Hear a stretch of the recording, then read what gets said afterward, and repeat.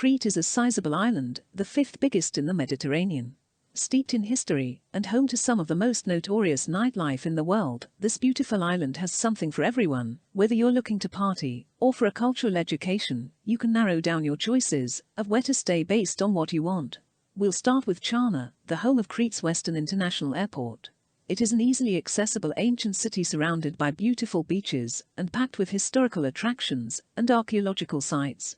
The main city of Chania is Venetian in style, and is a major tourist destination, so be prepared for crowds if you stay here. A particular beauty spot, overflowing with restaurants and bars, is the 14th-century harbourfront. As well as being the main city of the region, Heraklion is the capital city of Crete. This means it's bustling, busy, and full of tourists, so if you're looking for a laid-back destination, the city of Heraklion might be too lively. However, it also has a beautiful old town along the seafront, which has a certain old-world charm, and it's home to many museums and other cultural attractions. On the eastern side of Crete, Agios Nikolaos and the city is home to the island's best beach resorts, while simultaneously being the most untouched by tourism. This region is known for its spectacular beaches, unsullied landscape, and pretty rural villages, where you can experience island life without being caught up in the bustling crowds of tourists. Headed up by Rethymnon, a beautiful medieval city with a magical atmosphere and fantastic old Venetian mansions, this region is characterized by stunning mountain scenery, rivers, and traditional villages. This is a paradise for nature lovers and anyone who wants to get a feel for traditional island life. For beautiful views, a range of luxury accommodation, and beautiful surroundings, Chania's Venetian Harbour is the ideal choice. The harbour has a lot of choice when it comes to restaurants and bars, so you won't be disappointed come the evening. On the southwest coast, most of which is rocky and hard to access, sits Palaichora, a low-key and slightly bohemian resort town with a relaxed atmosphere.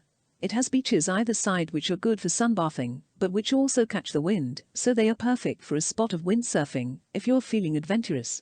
A traditional village in the Rethymnon region, just outside of the main city, surrounded by plenty of beaches, and with a seemingly infinite range of independent seafood restaurants to eat at, you can enjoy a relaxed and cozy feeling holiday here, while not being so far away from the city that you can travel in and enjoy all the cultural attractions and interesting history that it has to offer.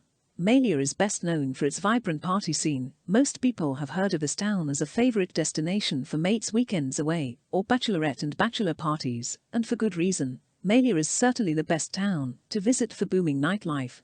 Full of character and one of the island's smaller coastal towns, Elounda is one of the best areas to choose for luxury accommodation and five-star restaurants, although it does have cheap eateries to offer, and a traditional fishing village feel that make it worth a visit for the budget traveler as well, and there are a few mid-range accommodations to be had.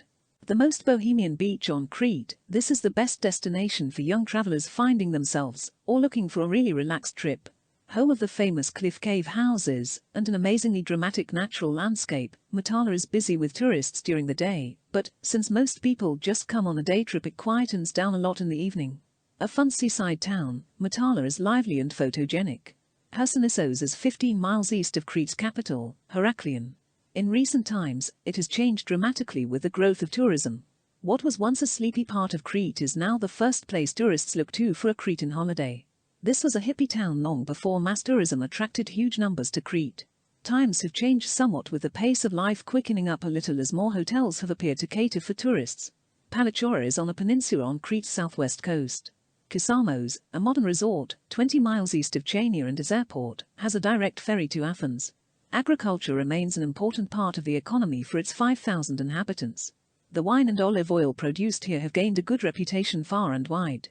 Palaichora is the largest resort in the west of Crete, 10 miles from Chania, whose airport serves the west of the island.